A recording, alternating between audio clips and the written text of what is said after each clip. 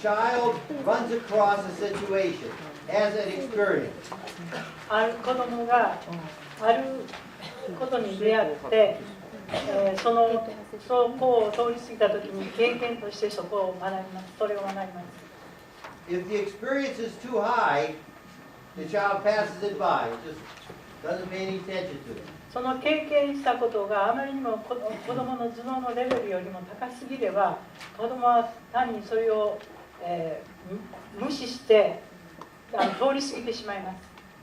However, if the experience the child knows something about, but doesn't really know everything about, it sets up a conflict.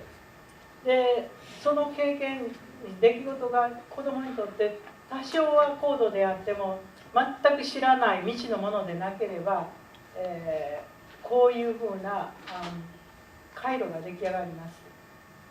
Between what is known and what is not known. で、子供の知ってることと知らないことの間にです。If the child has a desire, says, "Hey, this looks pretty nice." で、子供がこれはちょっと面白そうだなと思いますと、I'd like to know more about it. その子はもうちょっとそれについて知りたいと思いますね。And the child digs into the new experience. で、その新しい出来事にもう少し入っていきます。And then that becomes a meaningful experience. で、それがその子供にとって意味のある経験となります。Where the child gets an understanding a little bit more than they had before that experience. もしも子供がそのことに関してもうちょっとだけ深い興味を持てば、Say again? Where the child, if the child has an interest in that experience, the child investigates that experience. 子供がその経験にもっと興味を持てば、もう少しその中に自分を埋没していきます。And the child then understands a little bit more about this experience than they did before. で、その経験がですね、子供がもう少し興味を持って自分で探ったがために、前よりもその経験がもう少し子供の中に残ります。In order for that experience to be meaningful, で、この経験を意味をあるものとして残すために、it requires prior experience, 先ほど言いました前の記憶、経験、physiological readiness, 生物的に身体的に体制が整っていること。Do you think that's understandable? これ Physiological readiness? この No? Anybody not understand what physiological readiness means? 身体的に体制が整っているっていうのは分かりますか？ Okay? And desire. That desire is a very important part of it. で、この願望です。この願望というのは非常に重要な意味を持ちます。Inside of all of us 我々の内側にはですね、is a person. 子があります。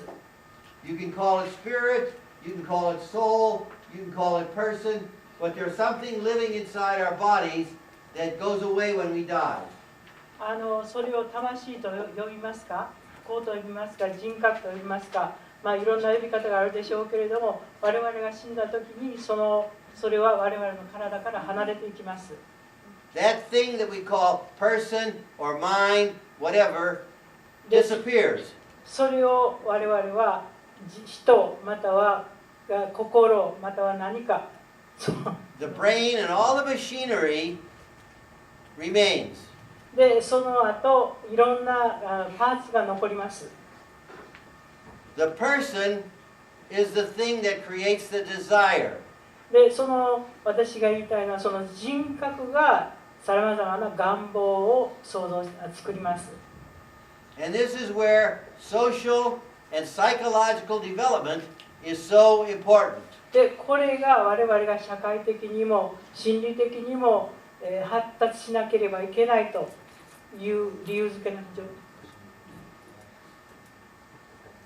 発達に重要なパートを占めるということなのです。In the autistic child, 自閉症児 this is the basic, most important thing to get the child started これが in development. この子どもたち、その子どもたちの発達をするために非常に重要な部分です。Recently, I think throughout the world, but at least in the United States, が世界にももちろんあると思います。最近アメリカでやったことなんですが、there's almost an epidemic in autism. In what? Autism. How do you say it?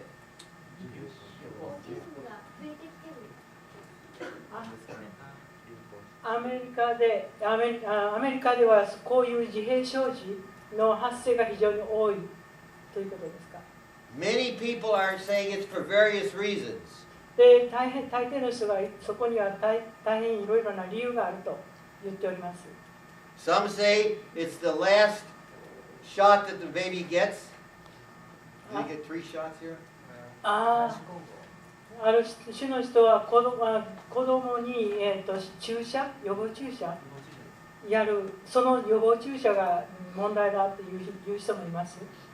Some say it's allergies. ある人はアレルギーの問題だと言います。Some say it's what's called a leaky gut. ある種の人は、腸からの腸が漏れてる。Which is a problem in the intestine. 小腸に問題があるという。Some say it's mercury. 水銀が問題だという人もいます。But whatever the reason, で、理由が何であれ、the child has a hard time relating to their world. で、理由が何であれ、その子供はこの社会に適応するのに非常に大きな問題というか適応できない問題を抱えてしまいます。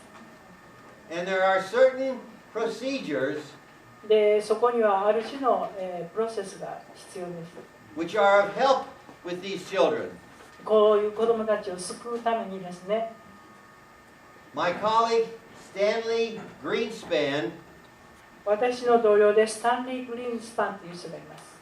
has developed techniques which he calls floor time. Floor time?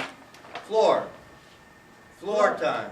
床の時間というふうに名付けた彼女独特のある、手法を編み出しました。He has written several books で、2、3本を出しております。in which the parents で、その中で両親が get down on the floor and play with these children. 要するに子供の目線まで降りるという意味で床の上で両親が子供と一緒に、いろんな遊戯をする。To help their social development で、そうすることによって子供の社会的な関心を発育させる。to excite this desire. で、そうすることによって今さっき私が言いましたその願望というこのパートを、刺激する、作らせる。And when you're working with these autistic or the autistic spectrum children, で、皆さんがそういう自閉症的な子どもたちと、子どもたちを扱う場合、desire is one of the most important things that must occur. 願望を子どもたちの中に呼び起こすということが非常に重要な問題になってきます。Okay, now, once the child has this meaningful experience, で、子供が一度こういう自分にとって意味のある経験をしたとします。And this continues using that intelligence over time, it becomes habitual. で、こういうやり方を何度か繰り返しているうちにこれが、習慣になります。Up here, where they're first experiencing it, they have to use like 98% mental effort and 2% physiology. で、ここでその子供がある経験をしたときに98% は、身体的な興味で 2% が For example, 生理的な興味です。when the baby is learning to make sounds, 赤ちゃんが音を立てるという動作をします。all over the world, babies go mama papa and all kinds of sounds. こういうふうな音を立てる赤ちゃんは世界中どの国でも共通ですね。They're practicing using their physiology. で、赤ちゃんたちはこういうふうなやり方で自分の身体的な機能を使ってそういう経験をしているんです。When this occurs over time, they don't have to dwell on it. これを何回かやってるうちに、well on it? They don't have to think a lot about it. 何回かやってるうちに赤ちゃんはそれをするためにわざわざ考える必要もなくなって自動的にやるようになっています。They use just a little bit of mental effort. で、その時にはもうほとんど、頭脳的にといいますか精神的にやろうというそういう動作をやらなくなります。ほとんど。At a low level of consciousness, conscious 意識しないでも意識しないでもできるようになる。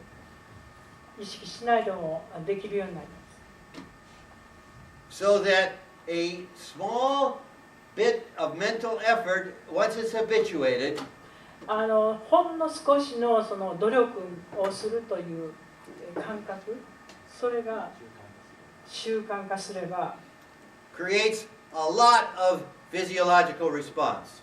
で、それがもう大変な量の、肉体的な生理的な反応を引き起こすようになります。That's easily understood by me. Katsuya has told me time and time again how to say you're welcome. And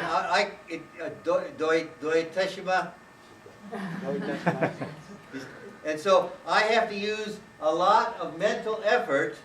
で、今私が言いましたように、北出さんに私は何度も日本語でどういたしましてという言葉を日本語でどういうのかっていうのを何度も尋ねて教えてもらいましたけれども、それを言うときに私はもうたくさんのその頭の中で努力をしないとその言葉が出てきません。